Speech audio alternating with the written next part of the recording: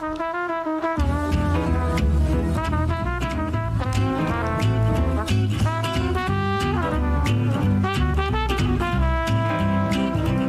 bien, 8 y 11 minutos. Yami, ¿cuál es la temperatura? 8 grados 9, Ernesto. Gracias, Yami.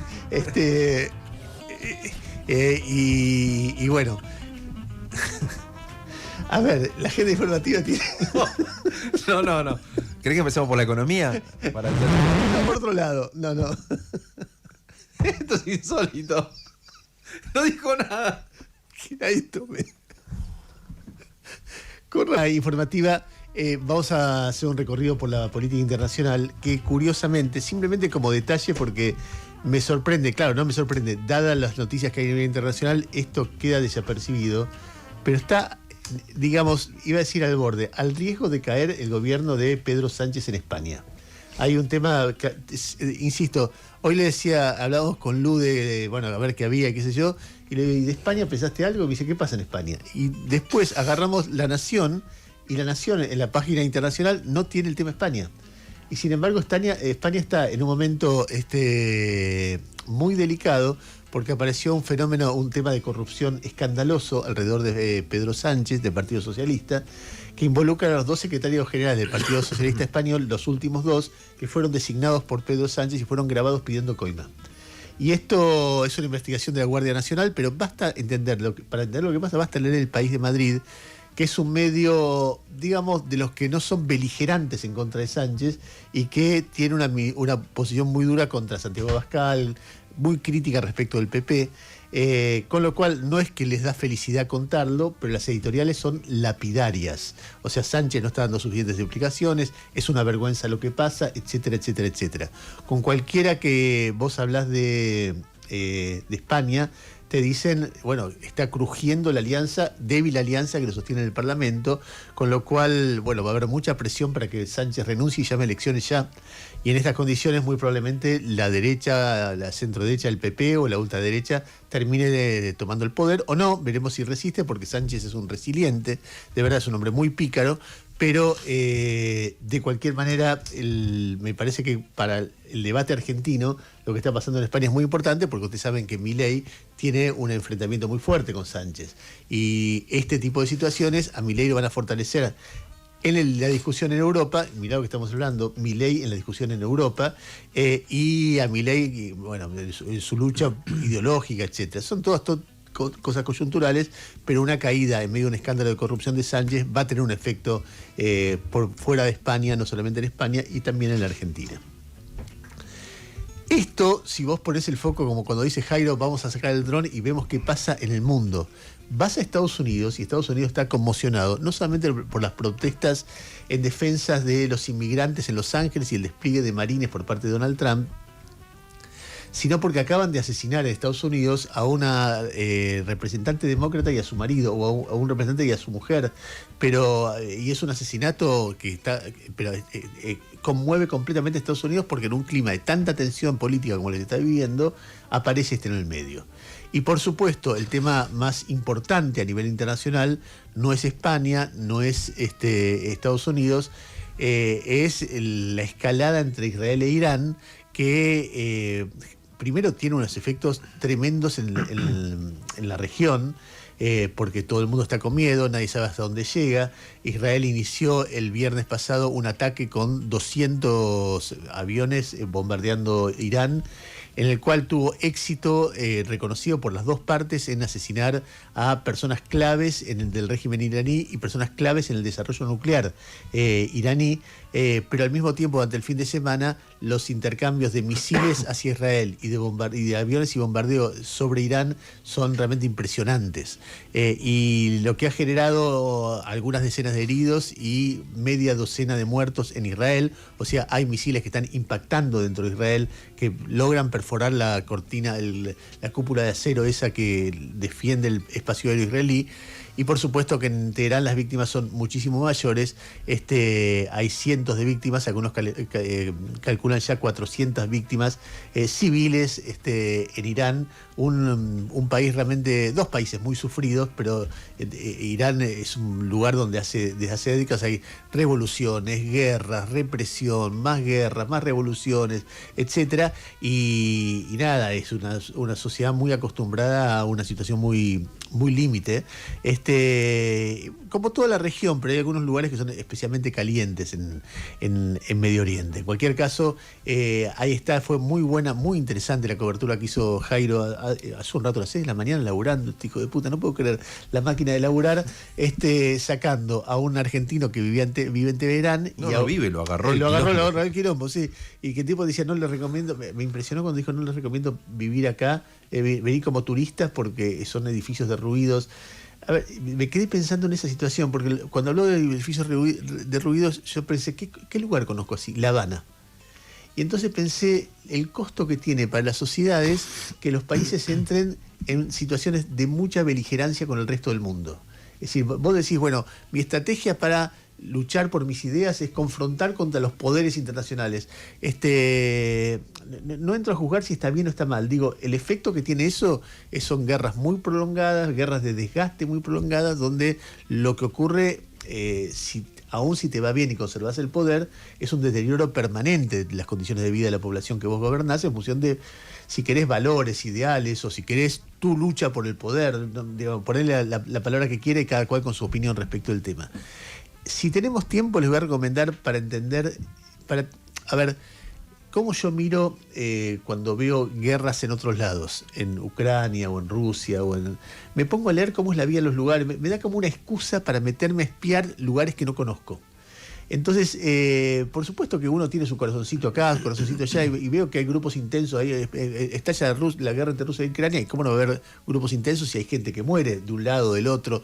Entonces, gente que te explica una cosa, por qué tengo razón, por qué tengo la otra. A mí eso me interesa, trato de entender cuál es la lógica de los conflictos. En el caso de Israel, obviamente, como soy judío, tengo un corazoncito más cerca de un lado que del otro, pero trato incluso de ver acá, allá, etcétera, etcétera. Pero después me da la excusa para meterme en algún lugar. Y estaba leyendo, hay un libro que se lo recomiendo a todo el mundo sobre Irán, que además, por ahí a tu hija mayor que quiere ser diplomática, le va a servir mucho porque es una historieta. Se llama Persépolis. Y lo escribió una chica iraní que se llama, ya debe ser una mujer grande, Marjane Satrapi. Y está contada su historia como chica iraní, en los últimos, poner entre que fue la revolución en el 79 y 20 años después o 30 años después, en historieta. O sea, y es bárbara la historieta, y es muy dura, porque cuenta la historia de una familia de izquierda que estuvo en contra del Shah de Irán. El Shah de Irán era el hijo de un hombre que tenía el poder en Irán y que eran pro-occidentales. Y Irán era una dictadura pro-occidental, donde todo el mundo podía vestirse como quisiera. Entonces las mujeres andaban en minifalda, por ejemplo, para darte una idea. Pero era una dictadura. Y había una alianza de gente muy distinta que quería que hubiera democracia.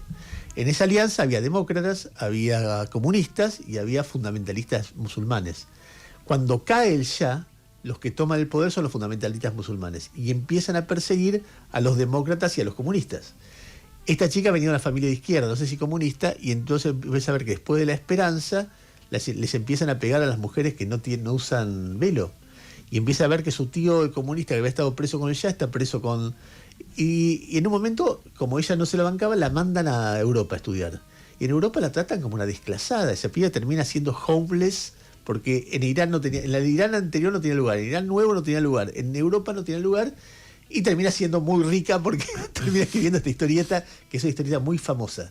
Y quien quiera conocer la historia esa, más allá de la discusión de este conflicto, porque en medio hay guerra, la guerra con Irak, sería largo pero quien quiera entender y espiar un poquito, por lo menos, algo de la vida iraní, ahí hay algo para ver que está buenísimo. Después completás con otras cosas, ¿no? Tampoco estoy diciendo que esto sea la visión global del tema ni nada, simplemente que podés completar con otras cosas y vas armando tu posición. Después hay otro libro que me lo recomendó, me insistió mucho mi mujer para que lo leyera, y la verdad que es fantástico para entender la mentalidad israelí en estos días. Porque lo escribe un escritor de novela negra israelí que se llama Dror Mishani, se llama Habitación sin vistas. El tipo estaba en un congreso de escritores, creo que en Italia, cuando estalla el 7 de octubre. Él es israelí, está casado con una inglesa no judía, tiene 2 hijos, una hija y un hijo, viven en Israel. No es un detalle menor que la mujer no sea judía, porque para el Estado israelí sus hijos no son judíos, porque el Estado israelí considera judíos solamente los hijos de madre judía. Pedazo de detalle, ¿no? De cómo funcionan las cosas en algunos lugares del mundo. Cuestión es que este hombre está afuera, va contando qué le pasa en esos días, qué siente. Voy a volver aquí a Israel. Él va viendo hora por hora las imágenes del 7 de octubre, se horroriza porque, bueno, las imágenes son que no las vio, no entiende qué es lo que pasa en Medio Oriente en este momento. Pero el tipo es un pacifista. Y le piden desde Berlín, donde escribía, creo que en el Deutsche Welle o no sé qué, le dice, ¿por qué no haces un diario? Y todas las semanas te lo publicamos. Y él acepta, en alemán, con lo cual en Israel no tiene mayor repercusión. Al final lo publica en Israel. Y ahora a nosotros nos llega en castellano, obviamente. Está, creo que es Ediciones Aguilar. Entonces el tipo escribe un primer texto que decía, no ataquemos, pensemos antes, no tiene sentido destruir Gaza. Yo sé que mucha gente va a creer con esto destruir. El día de la masacre, el tipo escribe eso, en su primera entrada en el diario. Cuando llega a Israel se encuentra primero la alegría de estar con su familia en un nidito, ver que están todos vivos, una ciudad completamente desierta, todo el mundo en los refugios porque llovían misiles, el 7 de octubre fue protegido desde afuera con misiles. Y él escribe su primera nota en un diario israelí diciendo no bombardeemos, no hagamos lo que después hizo Israel. Se la muestra a la mujer ya habiéndolo mandado y la mujer le dice no la mandes todavía. Y él no le dice que lo mandé, pero se queda con culpa de haberlo mandado. O sea, es un tipo que, igual que la piba iraní, es un tipo que mira una sociedad horrorizado de lo que pasa, pero además entendiendo la sociedad en la que vive, pero al mismo tiempo viendo que la respuesta iba a incrementar todo lo que él cree que está mal. En el medio va contando diálogos. Por ejemplo, habla con su hermano que fue oficial del ejército. Y el hermano le dice, mira, vamos a atacar a los que nos atacaron desde el norte porque Gaza queda en el sur. A los de Hezbollah. Y sí, si nos tiraron misiles, le dice el otro. Pero ellos tienen muchos misiles, van a entrar los misiles. Y sí, es una guerra. La vamos a ganar, pero es una guerra. En todo caso, tiraremos una pequeña bomba nuclear ahí y terminaremos con la historia, le dice el hermano. Le dice, pero esa guerra que estás hablando... va a haber muchos muertos de este lado también. Sí, por él el 1% de la población. Y entonces el otro le dice, el 1% de la población son 100.000 personas. Ese diálogo lo cuenta como parte de su diario. Para darte una idea en qué mundo estás viviendo cuando pasan estas cosas, cómo se vive todo, ¿no? Y después el tipo le dice, habla con la hija. La hija se empieza a radicalizar en una posición muy pro gobierno israelí, pro Netanyahu. Y cuando ve su artículo dice, papá, sos un tibio, le dice. ¿Por qué? Porque nos mataron, nos violaron. Son nuestros enemigos, hay que reventarlos pues nos van a atacar y violar de vuelta. La hija de él. Y él tiene como padre el mismo dilema que tendrías vos si tu hija se hiciera mileísta. ¿Cuánto le respeto la posición y cuánto la cago a pedo por lo que está pensando? Encima el otro hijo no le daba bola al tema, se la pasaba jugando a la Play. Entonces esa negación lo irritaba más. Entonces tenía un quilombo con los 2 hijos. Uno porque negaba el sufrimiento de los israelíes. Y otro porque estaba comprometido en una idea que no le gusta. Claro. Y va contando eso minuto a minuto. Y es espectacular porque vos te das cuenta, vos te vas metiendo en la lógica de eso. Que en algún lugar es nuestro trabajo, tratar de entender la mente de las personas que actúan en cada lugar y por qué pasa todo esto.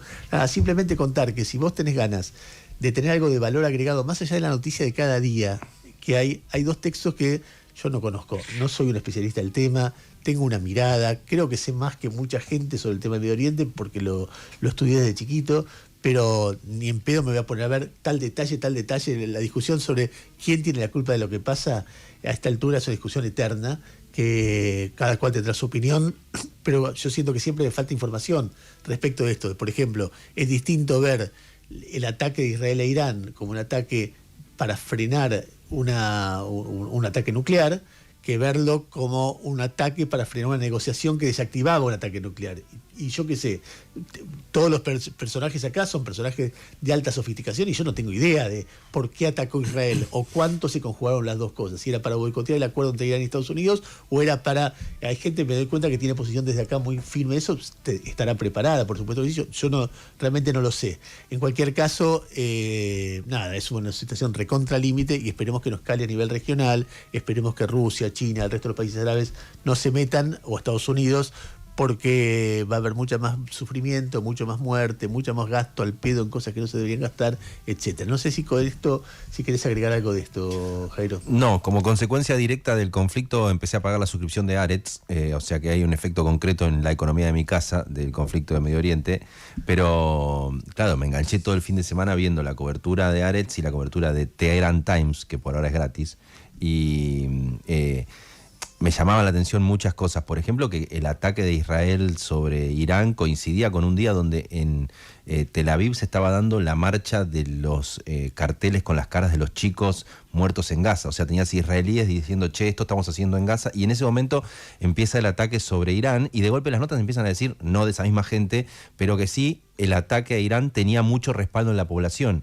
Y notas que hacían énfasis en a Netanyahu siempre le dijeron cobarde y de golpe la bomba nuclear con la que él venía diciendo que se venían los iraníes, que yo lo decidió a dejar de aparecer como el cobarde ante la población.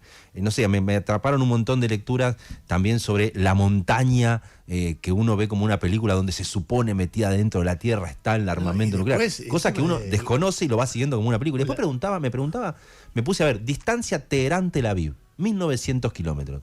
El misil que tira el iraní, ¿lo tira desde Teherán? O sea, recorre 2000 kilómetros. Bueno, es una cosa que uno no sabe. No, espera, todo el tema de la cúpula de acero. También. Es decir, son tipos que hace 20 años o 30 años dijeron, che, nuestro punto débil es que nos van a tirar con misiles. ¿Cómo hacemos? Porque no podemos parar todos los misiles. Probemos.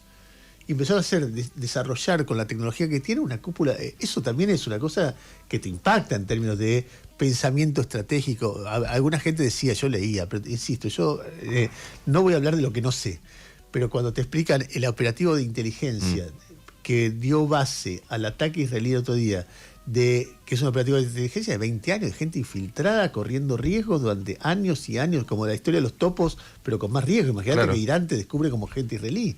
Y eso más... De hecho, yo leí una nota ayer de un analista en Aretz que decía, esto abrió la pregunta de, son muy buenos los espías que entraron a Teherán y la Fuerza Aérea, y es muy malo el operativo terrestre que no previno el ingreso de Hamas. Decían, ¿qué es lo que pasa con, no sé, la seguridad en Israel? Cosas que uno va leyendo, imagínate. A los 2 minutos estaba leyendo sobre la reserva del Banco Central. A ver, 8:29 minutos de la mañana. Tenemos un montón de información. En un ratito viene Gustavo, cosa que estoy seguro que si dijo que va a venir.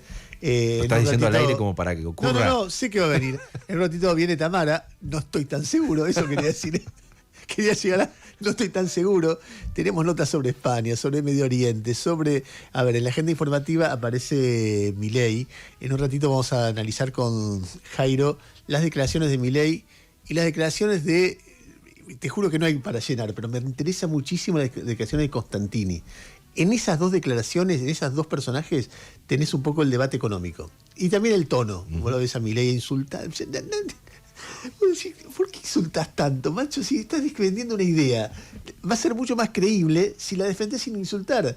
Lo que pasa es que las ideas de Milei van cambiando tanto en lo económico todo el tiempo. Que se mantiene el insulto. Lo que se mantiene es el insulto. Y los mandriles, ¿no? Después hay otra cosa que está en la agenda informativa, claro que sí, que es la inminente detención de Cristina Kirchner, que va a ofrecer momentos muy tensos esta semana, porque va a ser detenida el miércoles que viene. Ella ya dijo que se va a entregar, va a ser detenida, etc. Hay una discusión sobre los límites de esa detención, que en este momento se ha expresado en lo que uno podría llamar la guerra del balcón. O sea, Cristina, detenida ahí, ¿puede salir al balcón o no? Entonces, ella podría argumentar, un poco de sol tengo que tomar. Entonces la justicia debería decir, bueno, podés tomar sol pero no podés hablar de la multitud. Y si viene la multitud cuando tomo sol, ¿cómo hago? Me muestro y no hablo. Bueno, mostrarte sin hablar, pero si vos hablás, te mandamos una quinta el culo del mundo para que nadie te pueda ver. ¿Eso o cesa la prisión domiciliaria? O cesa la prisión no sé. domiciliaria. O sea, hay una situación delicada ahí y créanme que no hay nadie dispuesto a distender la situación, con lo cual vamos a tener de esto... Lo mismo, hay una discusión, yo creo que abstracta, pero sobre si ella puede ser candidata o no. Porque la justicia dijo inhabilitación para ejercer cargos públicos, pero no para presentarse a cargos públicos. Entonces vos podés presentarte como candidata y después la justicia, el sistema legal de la provincia de Buenos Aires, en este caso, no el nacional, decidirá si podés ser diputado o no.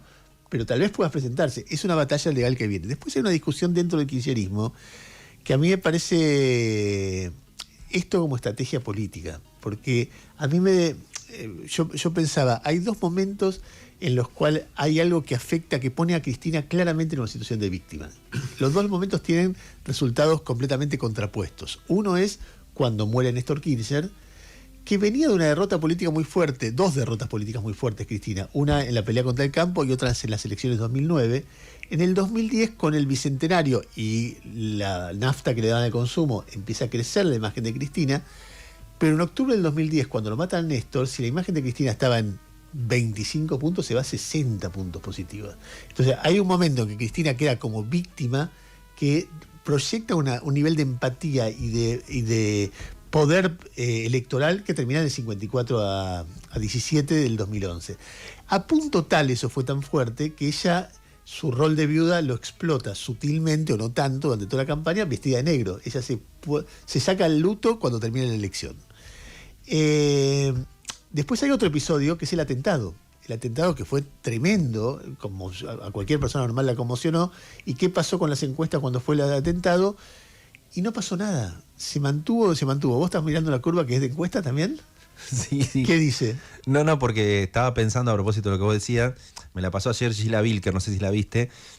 Tiene 2 o 3 datos interesantes. A mí me llamó más la atención. Le bajó el nunca la votaría. ¿De cuánto? 60 a 53. Bastante. Y le subió él, tal vez la votaría, de 39 a 43. O sea, le bajó 7 el techo y le subió 4 el piso. Nada, cosas que uno... Detalles. No, lo que sí tiene esta encuesta es que, por lo menos, hay mucha gente diciendo, ahora voy a votar. No sé si es para votar porque el sistema es más justo o porque se enojaron con la condena, pero en esta cosa de apatía... Bueno, hay toda una cosa ahí de cómo será esto, qué efecto tendrá político. Yo quiero simplemente hacer un breve comentario, que me parece que a lo largo del tiempo se va a hacer más intenso este comentario. En el video que saca la Cámpora para convocar a la marcha del miércoles, ¿lo viste? Vi uno, el que recorren todas las edades de Cristina, desde joven. No. Ah. Cristina hablando. La primera imagen es Cristina sobre el balcón, se ve la multitud y alguien grita, Manieto, la concha de tu madre, y ella dice, amén. Ah, no lo vi. Y a partir de ahí empiezan las puteadas. Hijos de puta, imagen de tres es un video muy bien hecho, hay un equipo de comunicación de la Cámpora que es evidentemente muy aceitado. Y nada, es un video de confrontación duro, ¿no? Tenemos que devolvérsela a ellos, tenemos que estar en la Cristina diciendo, la base del discurso de Cristina es, debe estar por ahí, Lu, el discurso, creo que yo lo vi, lo vas a escuchar, pero quiero referirme a una imagen. Ella decía, podrán meterme presa, pero la gente, los remedios están cada vez más caros, podrán meterme presa, pero no sé qué, podrán meterme presa, pero los padres y las madres van a seguir pensando que sus hijos tienen derecho a comer 4 veces por día, podrán meterme presa, pero... En medio de todo eso aparecen varias imágenes y una imagen que aparece es la del ataque a TN. O sea, hay una reivindicación bastante clara en ese video de la Cámpora, para quien lo quiere leer, de que el ataque a TN, no sé si es nuestro, pero no está mal. Y aparte, si el video empieza con la puteada Manieto, claro, hay como una claro, lógica. Vos ves eso, que es muy impresionante ver esa imagen, toda la militancia de la Cámpora lo ve y toda la militancia peronista lo ve. Entonces, hay ahí algo... Yo percibo una cosa, no digo si es comprensible, no, ni me pongo a juzgarlo, pero algo de fundamentalismo en la conducción del movimiento de resistencia o de reivindicación de Cristina en este contexto, que me pregunto hacia dónde va. Simplemente como referencia, a nadie le hicieron cosas más terribles que a las madres de desaparecidos, a las abuelas de desaparecidos, etcétera, y nunca hubo violencia de parte de ellos.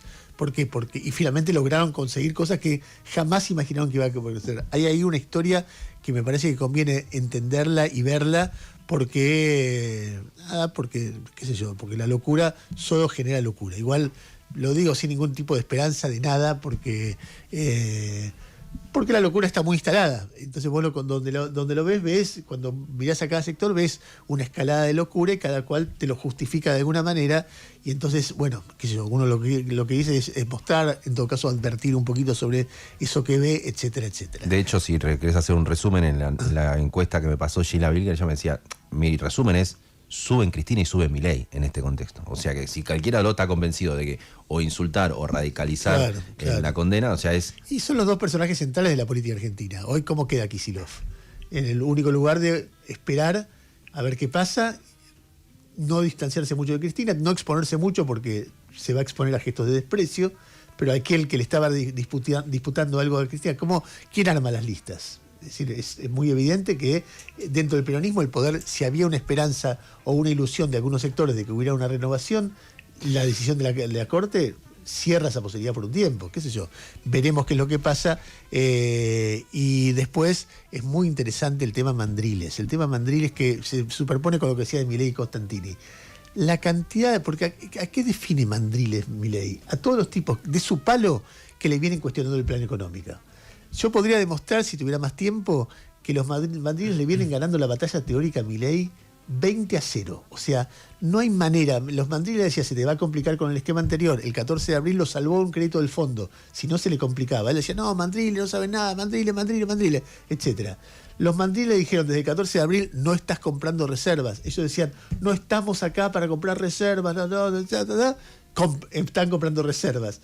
Y ahora los Mandriles están diciendo, estás haciendo trampa, no estás comprando reservas, estás adquiriendo deuda para comprar reservas. La deuda te cobra intereses, las reservas no te dan intereses, con lo cual vas a terminar pagando más deuda. En el patrimonio neto tenés menos deuda que antes. Yo me acuerdo en una charla que tuvimos menos reservas que antes.